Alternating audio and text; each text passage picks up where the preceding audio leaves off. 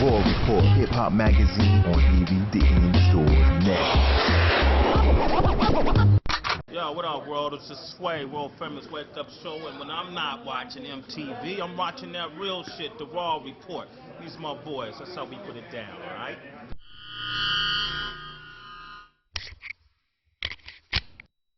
Nigga, bring that camera over here, nigga.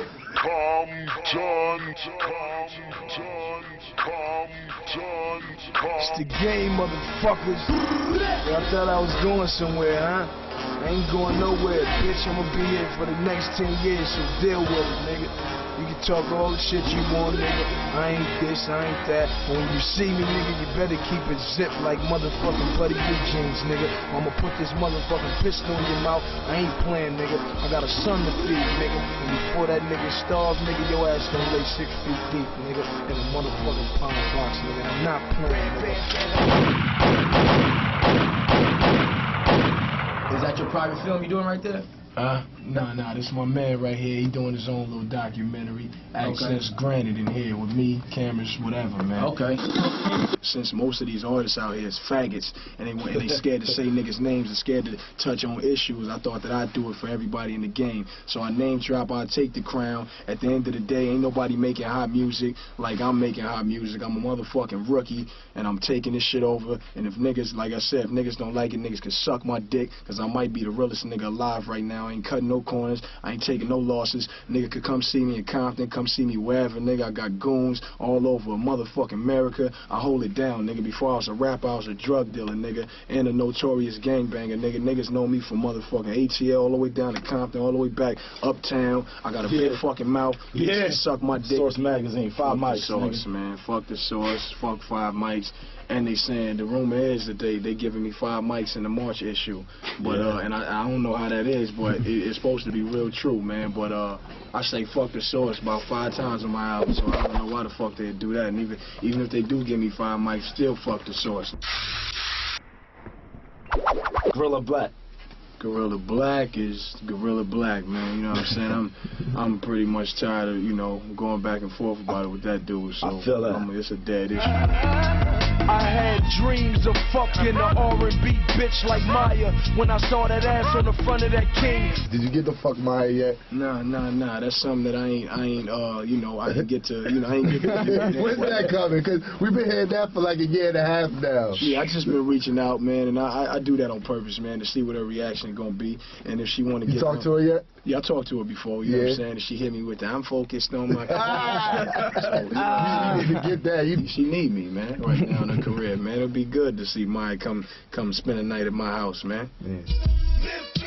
Are we gonna see you on a song with Memphis Bleek anytime soon? Never, not in this lifetime, nigga. You wouldn't see me on the Memphis Bleek track. You wouldn't see me on the track with Memphis Bleek, nigga, if I died and came back with a rock chain. You seen him yet?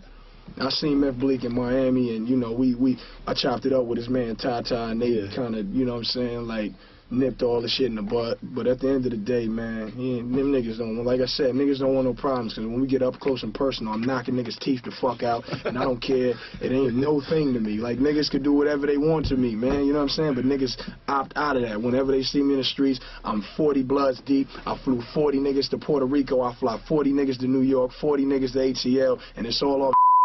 And the fans can come get me, they can suck my dick. I take my hat off so the camera can see me. I don't give a fuck, man. I'm a real nigga. Don't change your heart shit. That was me on there, niggas, you know. But it go, you know, once niggas start spreading rumors and it go through the streets, niggas put their own twist on it. You know what I'm saying? I was on there. I was 17 years old. I'm 25 now, my nigga. You know what I'm saying? That was 8 years ago. And when I was on there, I was still slanging and banging, still out doing my thing. And, you know, if it was such a big issue, then why the fuck niggas, you know what I'm saying? Why my card ain't pulled? Why niggas still talking about game is the illest and all that shit? I still had the bald head, still had the teardrop on my eye from when I knocked a nigga down when I was 15 years old. I don't play, I don't fuck around, man. So niggas can say what they want, try to defame my character. At the end of the day, niggas can suck my dick, because niggas ain't gonna do nothing but talk. And nigga, I'm still putting it down in the streets, and all I gotta do is boost mobile, chirp a nigga head right off, nigga. And you know, Game's in the house, say what's up to him. How you doing?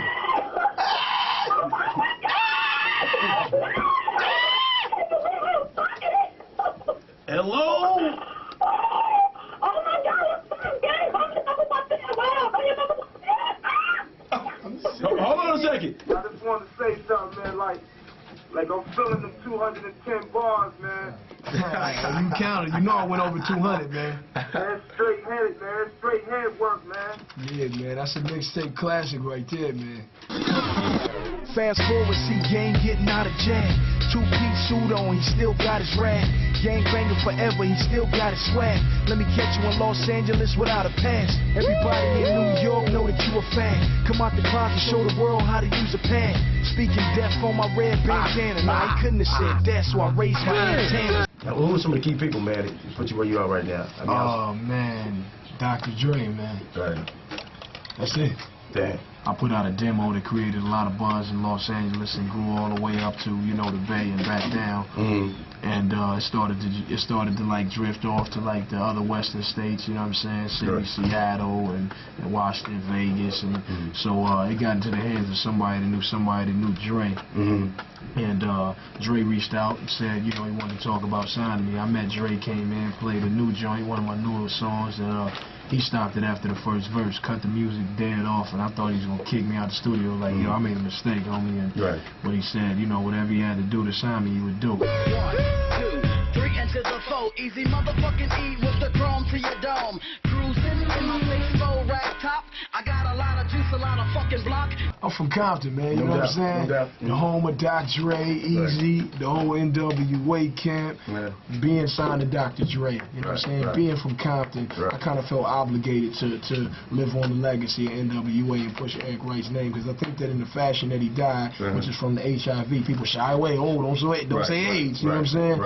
That they don't give him the props that he deserves. So I'm here to make sure he get his due, and Eric Wright live on, man. How many joints did it take you to get it on the 17, man? How many did you actually record? Over 100. Over 100 songs. Yeah, and the crazy part about it is the 83 remaining I can't use, because it's either 100% or it's garbage with Dre. No, Dre told me no. This is not it. No. I told that nigga, are you crazy? You know what I'm saying? I told everybody. I fought for that. I fought for the Mary J joint, man. Dre just so N.W.A. gangster. He was like, man, this is R&B. This is R&B. When Dre signed you and shit, how did you hook up with 50? That's what's up. You know, it's pretty much like, you know, we on the same building in the scope, and being that they had Young Buck from, you know, representing the South, and they got the East Coast and 50 Banks and Yayo is missing the West Coast. So I'm over there, you know, working on my album with Dre, but it ain't coming out for a while because, you know, they got all these other projects they got to get out first. So Jimmy Iovine said, you know, throw him in G-UNOT, and that's how it happened. Now we got the East, the West, and the South. You know what I'm saying? Caught on videotape a stabbing during an award show brawl. Now, just a short time ago, the prime suspect, the rapper known as Young Buck, turned himself into police. Eyewitness News reporter Wendy Birch joins us live from the Santa Monica Police Department, where that suspect surrendered. It came out the other day that the dude who attacked Dre said that Suge gave him 5 stacks for that. Yeah. What you think about that? You think it was true? Man, I think that dude ain't had no reason to lie, you know what I'm saying? But at the end of the day, I wasn't even there. I was backstage and doing press and shit. I didn't get to see what went down.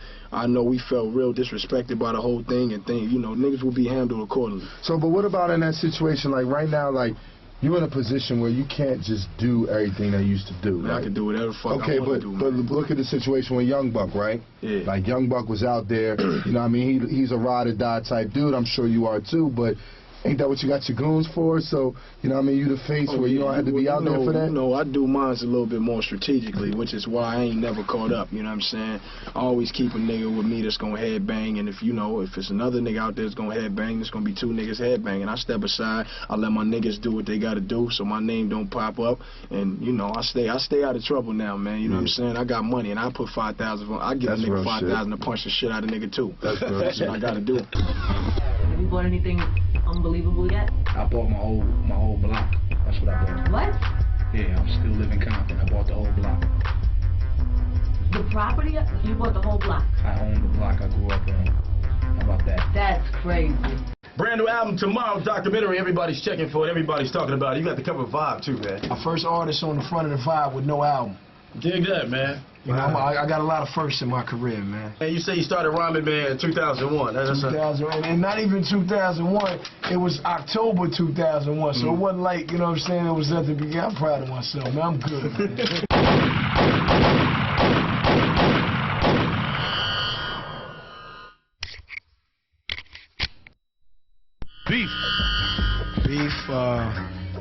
Beef, I hate it. Now, we would be amiss right now if we didn't talk about what's going on. We're in New York, it's live. There was some conversations on the radio, whether you're a part of G-UNOT or Aftermath. Can you tell us what's going on? If anything's going on, or is it all just he said, she said? You know, I've been hearing, you know, mixed things, getting mixed emails, mixed phone calls, so I don't really know, you know what I'm saying, the nature of where all this is coming from. And like I said, I just got back from Europe, so you know, I've heard a lot of things, and at the end of the day, I think that, you know, some people are frustrated and with, you know, the success of my album, and, you know, to me, it's all bull, and I'm just here to sell records and feed my family, and I'm gonna kind of just play the back and see how it pans out. Because you're definitely not dealing with him no more. At all. Nothing at all. No way you can mend this. No way you can mend this. Nothing. You know, to be technical, I make more money off his record. Aftermath, they dealt with the credit. They wanted to make it look like special. Church for Thugs. These records are records that I created the chorus. The vast majority of the hip-hop world is very familiar with the feud that ensued between multi-platinum artists 50 Cent and The Game in early 2005. However, what's not known and may never be fully understood is the underlying reason for this monumental conflict. Was this battle fueled by genuine anger, rage, and disappointment, or was it a strategic and evidently effective publicity stunt designed to increase album sales? In 2003, The Game was signed to Aftermath Records. That same year, through shady Aftermath Records, 50 Cent's debut album, Get Rich or Die Trying, was released, and the world was introduced to G-UNOT. After the tremendous success of Get Rich or Die Trying, 50 Cent was asked to come aboard to help The Game's album come to fruition. It took 2 months, but 50 got it done. Signed with G-UNOT, had the hood like, huh? The Game's album, the documentary, was completed in 2004 and was set to be released just before 50 Cent's sophomore LP, The Massacre. In December of 2004, 50 Cent met with New York super DJ Funkmaster Flex on Hot 97. 50 Cent has entered the building. 50, how are you, man? Oh, man, I'm good, man. Happy to be here. While on the air, Funkmaster Flex revealed that he had a copy of 50 Cent's fiery track titled Piggy Bank, which was going to be featured on the Massacre album. I did lie about something. I do have the song. Yeah. I think I'm going to play the song in a little while. Yeah. The song. Yeah. That's called Piggy Bank. That fat nigga thought lean back was in the club. My shit sold 11 mil. His shit was a dud. Jada don't fuck with me if you wanna eat. Cause I threw your little ass like Jay did Mobb Deep. Yeah, homie, in New York, niggas like your vocals. But that's only New York, dog. Your ass is slow. Funkmaster Flex did not play Piggy Bank on the air that night as he had promised his audience. It was rumored that he hesitated because he knew what could come of the taunting lyrical content. Fat Joe and Jadakiss are hip-hop powerhouses that would not take 50 Cent's insults lightly. Eventually, the song was released and chaos erupted. He's a coward, B. He's a coward. This dude scared of his own shadow, man. Them steroids is getting to him, man. This dude is CB4, man. He a gimmick. I mean, all that, he'll kill Ja, catch you when I catch you, I won't back down. It's been like 4 years, he ain't even slap boxed with Ja yet. This dude is the most disrespectful. He's gonna diss Eminem one day. Him and Game is bound to go at it. I'm gonna whoop his fat ass.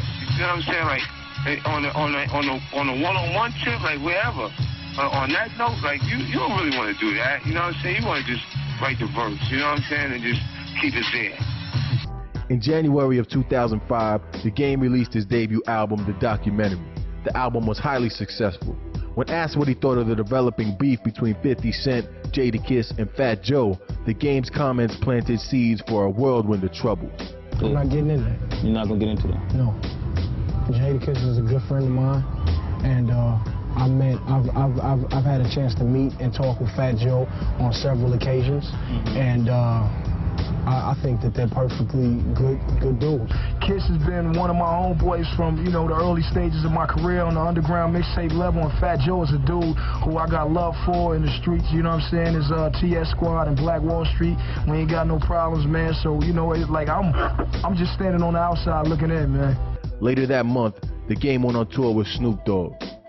Once 50 Cent caught wind of the Game's comments on MTV supporting Jadakiss and Fat Joe, he reacted aggressively. And you know, when they went overseas, he heard the people screaming "Game," and he came back and he bugged out on us. Like, it's too much for him. Now, I read where you said Game was about to be dropped from Aftermath Interscope before you got involved. That's true? Yes. It was absolutely the truth. Creatively, the tires got stuck in the mud, you know, and I recorded 6 records on Game's new album. Right. I did West Side Story, How We Do, Hated to Love It, Church for Thugs, Special, and Higher.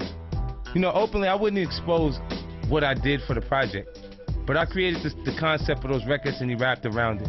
The Game's return to the United States was hardly a welcome one. Game, stop fronting. You know 50 wrote all your hooks, and you're not going to sell more than him. You're not going to sell more than him. He wrote most of the hooks. You can tell if you listen to the album. Well, are you a straight hater, or is this just an opinion? But he just saying that he didn't write his six songs. He wrote it. You could tell. Right, suck it easy. So where does he stand as far as G-UNOT is concerned right now? Across the street or around the corner. He's not in my camp. Not at all. No way. Later that same day, Monday, February 28th, 50 Cent was back at Hot 97 with Funkmaster Flex, discussing the Game's dismissal from G-UNOT. Still in New York and catching wind of the broadcast, the Game and some of his associates were rumored to have driven back to Hot 97 to confront 50 Cent. Shots rang out. What is your next? What is your? We got it.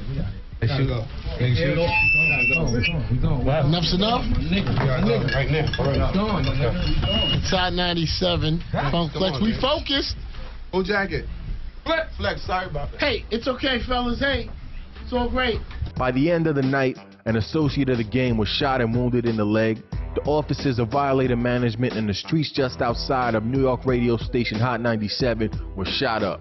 Within hours, radio and television stations around the country were focused on the beef between the two rappers. Words have been exchanged, shots have been fired.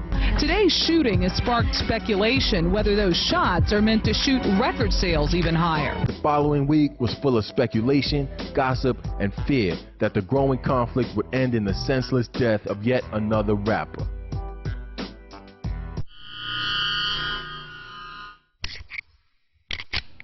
With the media in a frenzy and everyone discussing the fierce battle between 50 Cent and the Game, 50's sophomore LP, The Massacre, was released. 1 week later, with little explanation from either 50 Cent or the Game, the beef was reportedly resolved. Yes, game. Yeah, I'm back in NYC. Are you back here? Are you in town? Man, I'm on the 495. You damn near live here already. I know, we haven't spoken since that crazy day, and I know a lot has happened, and I'm hearing rumors that there's going to be a press conference today. Yeah. So it's going to be a big press conference today. It's world news. It's going to be globalized, and, we'll save all that for the press conference. On the anniversary of the murder of Biggie Smalls, the two held a press conference in Harlem, New York, announcing their reconciliation.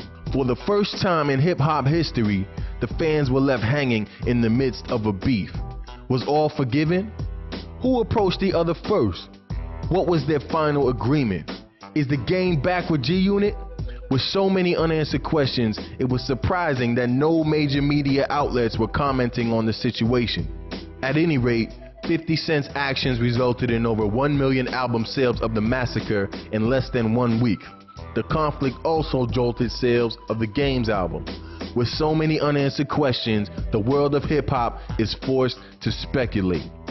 When attempting to figure out the truth, one must consider 50's past tactics when it comes to beef. When you let them get back up on their feet, they want to fight again. That's why I said, for me, when you begin to destroy, you should destroy completely. Listening closely to 50 Cent, he begins by saying the words, "It says."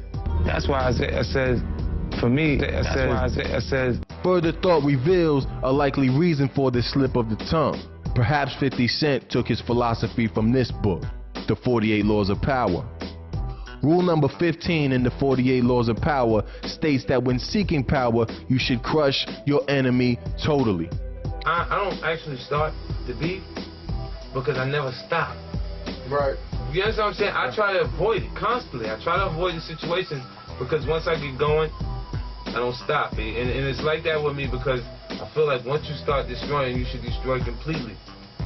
Assuming there's a correlation, one can further allege this theory by observing some laws that the game may have broken in his rise to stardom. Perhaps it's rule number 1, never outshine the master. I'm officially the #1 rapper in the world. 50 Cent always speaks very highly of his mentors Dr. Dre and Eminem. He might have expected the same from the game. This is all the more reason to sacrifice the game in order to gain more album sales. Finally, if 50 Cent does follow the many rules highlighted in the 48 Laws of Power, it would be more than reasonable to assume that he would follow rule number 17, cultivate an air of unpredictability. It's so crazy right now, the tension and the drama in the city. I ain't gonna front, man. This is like the biggest thing in years, man. Then again, other facts point to a genuine disagreement. 50 Cent is known for being very aggressive when it comes to anyone taking shots at him. If he did indeed write 6 songs for the game, it's reasonable for him to be disappointed at the lack of respect thrown his way. It's not even about the money. It's about how much energy and time I put into his project to have him be like it didn't count. I didn't even hear thank you yet. Wow. Now, who are some of the key people, man, that put you where you are right now? Oh, man. Dr. Dre, man. Right. That's it. Damn. Furthermore, the documentary was pushing back 50 Cent's release date. At the time, 50 Cent's debut album had sold over 11 million units worldwide. It's understandable that 50 Cent would be unwilling to put up with his album being pushed back for the likes of an unproven artist. It's more of a, not an anger feeling, it's more like a... it's hurt. You sound like 50's hurt. Disrespected. Right. You know what I'm saying? You feel like, man, I can't understand why a person would even say that. Not understanding, like, that's not street, that's not anything. Because a person that comes from where I come from is appreciative. They understand how hard it is. The bottom line is, the conflict did in fact increase album sales, and it did in fact serve as a great form of publicity for both the game and 50 Cent. What really happened will forever go unknown.